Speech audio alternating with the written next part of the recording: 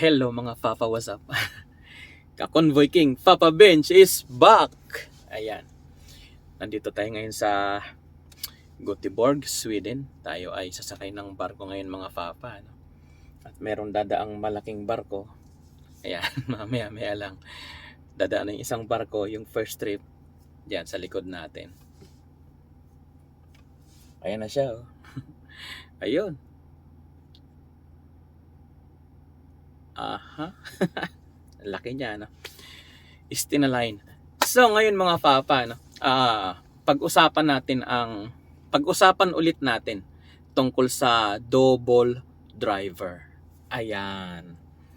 Pero ito naman siya, kung papaano yung procedure, yung tamang procedure ng tako para sa double driver. Yan, laki ng barko. Diyan tayo sasakay. Ay, yung isa niyan, yung kapatid niyan, diyan tayo sasakay mamaya. So yun mga Papa, ang pag-usapan natin ngayon, ang ating topic ay tungkol doon sa tamang procedure ng tako para sa double driver. Although meron na tayong dalawang content na para sa double driver, pero ito kasi ngayon importante. Mas importante din to kasi although importante din naman yon kasi nandun lahat pati yung rules nandun. Ngayon dito hindi siguro isingit lang natin yung rules. Nandun na kasi yung rules sa kabila. Ito lang naman kasi ay yung procedure, yung tamang procedure ng tako para sa double driver. So yun mga Papa ang ating topic ngayon. Pero bago natin umpisahan yan, tayo muna ay mag-shout out. Ayan, mega love shout out. Nandito pala yung aking kaibigang si Panda Bass, si Piggy Bass. Ayan, si Piggy Bass. Hello, Piggy Bass. Piggy Bass tawag ko dyan. Ayan, andyan pala siya. So tayo muna ngayon mga Papa ay mag mega love shout out. Ayan. Mega love shout out ang nangunguna sa ating listahan. Si Papa Sunday. Sunday Cabarkel. I miss you Papa. Shout out sa iyo Papa Sunday Cabarkel. Thank you at naka-profile pa kami diyan. Dalawa sa kanyang Facebook. Salamat Papa ha. Thank you. Thank you. Shout out sa iyo. At shout out din kay Ace Verhel. Aba, ano niya kaya ito si Ace Verhel. Shout out sa iyo Papa Ace Verhel Montemayor Cabanero. Nagpinapa-shout out din niya. Shout out din sa kay George Roy Tabar at kay Algie Liavore. Yan, galing sila ng charter. From charter. Ayan. So, mega love shout out tayo. Shout out din kay John Bernabe Osotio. Yan, Osotio. Shout out sa iyo Papa and kay Richard Soriano Sosa. Yan. Ito yung mga natin, mga solid followers natin, solid subscribers natin tong mga to. At kay Papa Michael Lagutin, bro. At ingat dyan, ingat sa biyahe, bro. At kay Bunso Gayon Ronald. Shout out sa iyo, Bunso. At kay Waray Trackers. Ingat dyan, par, sa Canada. Ingat sa Canada. Ingat kayo dyan. Lahat ng tropa dyan, ingat kayo. And regards sa inyong lahat dyan. Shout out sa inyong lahat dyan. Waray Trackers, shout out sa iyo. At kay Nilski Hernandez Mendoza. Ayan. Ayan, son, na-shout out na ulit kita from Dittendorfer. Naka-base ito sa Germany. Shout out sa iyo, son. Nilski Hernandez Mendoza. Shout out sa iyo. At kay Kevin Cosme. Ganda ng pangalan eh. Kevin Cosme. Shout out sa iyo, bro. Ingat ka dyan. Enjoy sa bakasyon mo.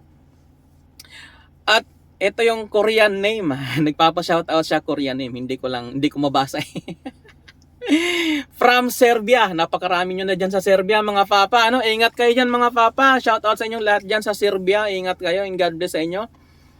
At kay Papa Tulits Biahero 24/7. Shoutout sa iyo Papa Tulits. At kay Papa F. Ren. Ito pa lang si Papa Efren. Masugid ko to eh. Solid commentators ko to doon sa YouTube natin. Na lagi siyang nangunguna. Thank you Papa sa support mo ha, Papa Efren. Salamat sa support mo sa ating munting channel at saka sa ating page. Salamat sa iyo. At kay Papa Edward Sumikad Alota. Shout out sa iyo, Papa, at kay Mark Anobas TV. Papa Mark Anobas TV, shout out sa iyo. And last but not the least, special shout out din to kay Boss. Hello, Boss Stoneheart. Shout out sa iyo, Boss Stoneheart. Dami nating shout out ayan. So yun na nga mga Papa, no? Huwag natin patagalin, hahaba lang ang ating ang ating video. So ngayon, pag-usapan natin mga Papa, no? Yung tungkol sa double drivers. Kasi meron kasi mga double drivers dito na lalo para ito sa mga sa mga baguhan na nandito sa Europe, at para din ito sa mga paparating pa dito sa Europe. Lalo sa mga babago pa lang sa company tapos pinagdo-double ka agad kayo ng company ninyo. So importanteng malaman ninyo ito mga Papa. Mahalaga ito para hindi tayo magkamali. So panoorin ninyo ito hanggang matapos para alam din ninyo kung paano tamang procedure ng tako. Kasi meron kasi tayong ibang mga kasama dito. Ang ginagawa sa kanila ng kailang company, pinagdo-double ka agad sila nang hindi man lang sila na dumaan sa proper training. So ang nangyari, wala silang alam, as in hindi nila kabisado talaga kung paano ang procedure ng tako. Although meron silang basic knowledge about sa rules, yung procedure ang hindi nila naintindihan. Kasi ang ginagawa nila, pagka salpak ng mga tako nilang dalawang tako is nalpak nila sa driver 1 at sa driver 2, drive nila sila ng drive. Tapos nagpapalitan sila after 4 hours driving ng isa, yung isa naman ang papalit. Tapos yung tako nila hindi naman nila pinagpapalit. So driver lang ang nagpapalit. Yung tako hindi nila pinagpapalit. Kaya ang nangyayari, itong si driver 1, yung kanyang tako sobra-sobra sa violation. Sobra-sobra siya sa violation dahil yun lang yung gumagana within 21 hours tako niya lang ang gumagana dahil hindi sila nagpapalit ng tako, although nagpapalitan man sila ng pagda-drive every 4 hours, pero ang tako naka-permis. So iwasan natin yung ganun mga Papa, no? Kaya panoorin niyo itong video natin, importante malaman natin ito. At meron din namang iba na mga kasamahan din natin na mga babago pa lang din dito sa Europe na ang ginagawa nila, habang sila ay nagda-drive, ang ginawa ng isa, salpak yung tako niya, tapos yung isa naman hawak-hawak niya. Hindi niya isinalpak doon sa driver 2. So pagkasalpak ng driver 1, yung isang driver naman hawak niya ang tako. After ng 4 hours driving niya, palit sila, hinugot niya ang tako, hawak din niya ang tako niya. Sinalpak yung tako ni driver nung isa, isinalpak niya sa driver 1 din at siya ang nagda-drive. Ang driver 2, itong driver 2 ng tako machine natin, lagi siyang empty. Empty siya palagi, hindi siya nasasalpakan. Hindi siya nasasalpakan ng card. So, ang kawawa doon, yung unang nag-umpisang mag-drive, dahil ang nangyayari sa kanya, overship. May tendency na mag-overship siya. Kasi, siya yung nag-umpisa siya yung umpisang nag-drive. Tapos pagka-drive niya, bubunutin, isasalpak yung isa, hawak niya lang yung taco card niya, hawak niya lang. Sasalpak yung isa, da-drive siya. Tapos pagkatapos ganun din, salpak naman. Laging empty yung kanilang driver 2, yung sa machine. So wag po ganun, mali po yung ganung procedure mga Papa, no? Kasi hindi nila naintindihan, hindi sila duman sa tamang pag-aaral at saka sa tamang training. So importante talaga malaman natin to.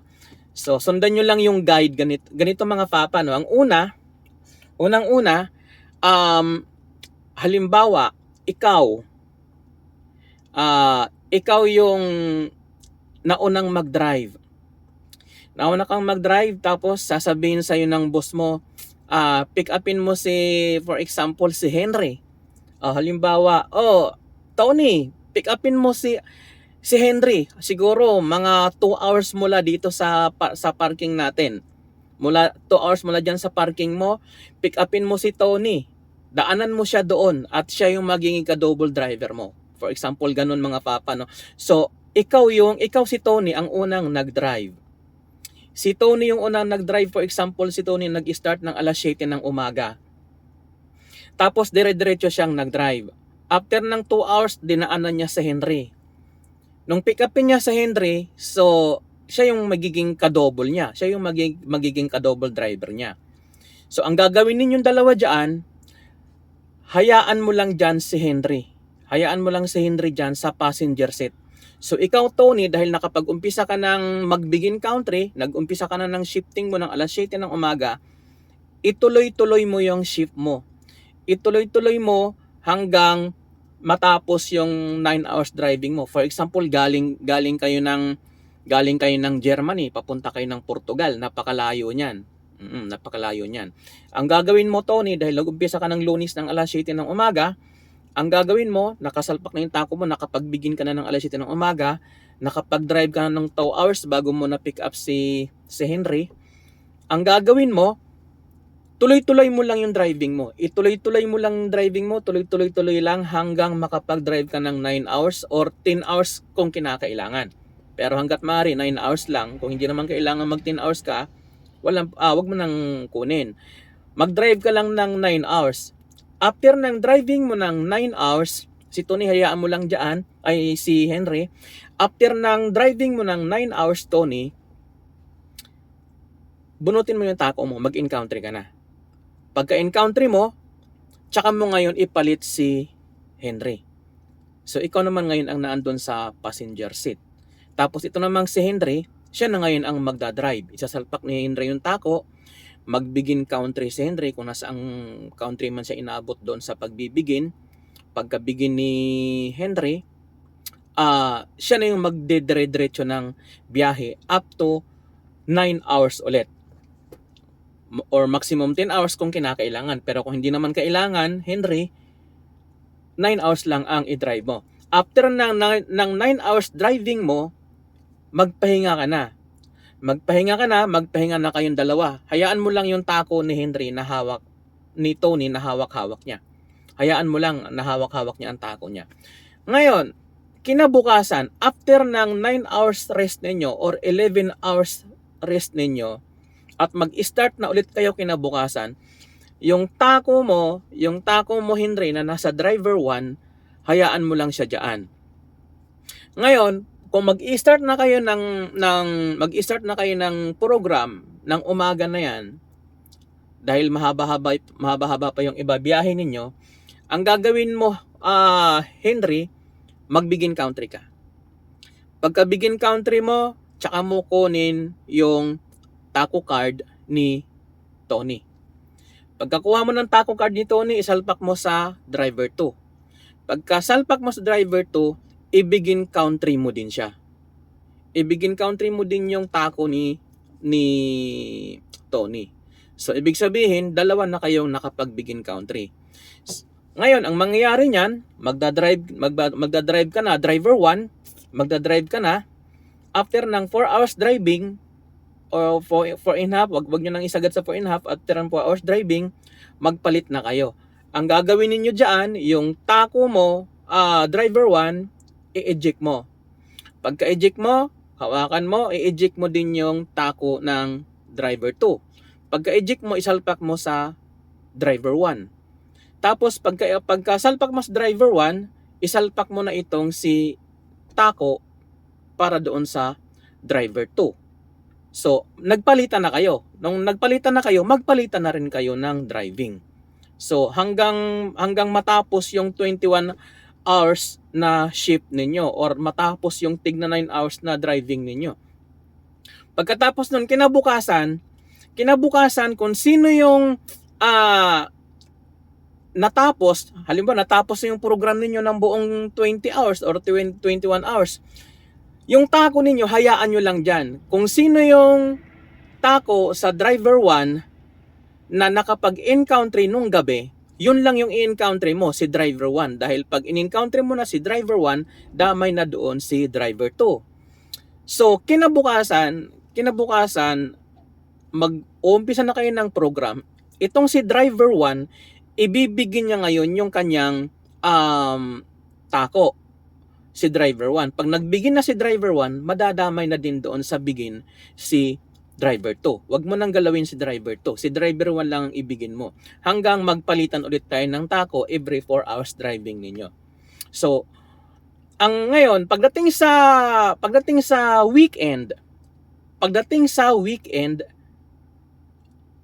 ang mauunang mag-weekend, ang laging nasusunod sa weekend ay itong si Tony. Dahil siya yung unang nag-drive, siya yung pumick up doon kay Henry.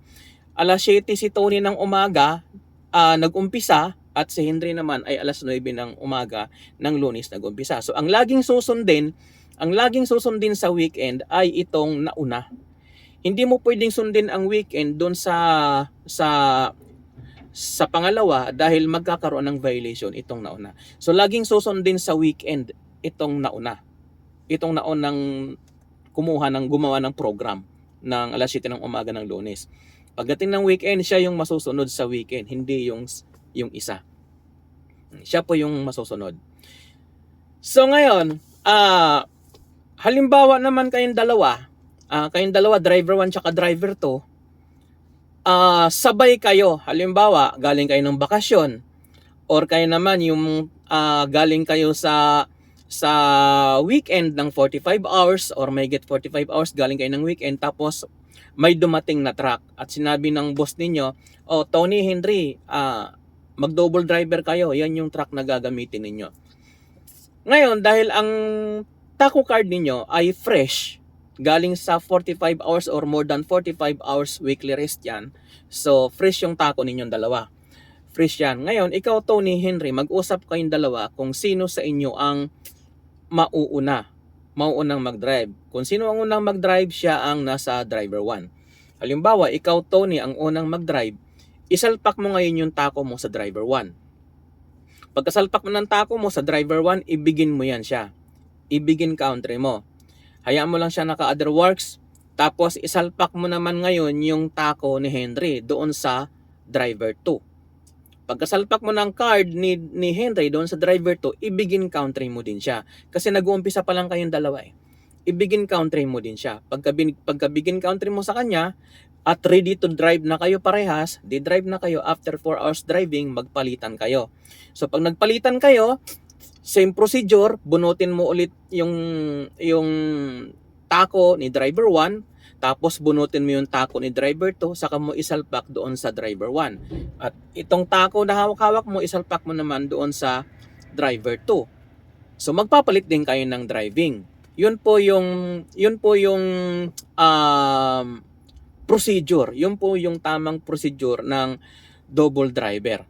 Hangga't maaari, iwasan ninyo na isa lang yung tako ang gumagana. Dalawa kayong driver, isang tako lang ang gumagana. Hindi po pwede yun, mga papa, no? Hindi po pwede yun, malaking violation yan. So yun po yung tamang procedure sa tako para sa double driver. Ang rules po niyan, ang rules ng tako na para sa double driver ay ilalagay ko yan dito sa comment sa baba. Para kung sinong gustong makapanood ng rules ng double driver, i-click nyo lang po yung link na yan sa baba at mapapanood nyo po yung rules ng double driver natin. So yun lang, mga papa, no? So ulitin ko, hanggat maaari, si driver 2, considered kasi yan siya na naka-rest. Pwede siyang matulog dito sa higaan. Pwede po yan. Nakasama na yan doon sa ating previous na vlogs natin. So yun lang, mga papa, no?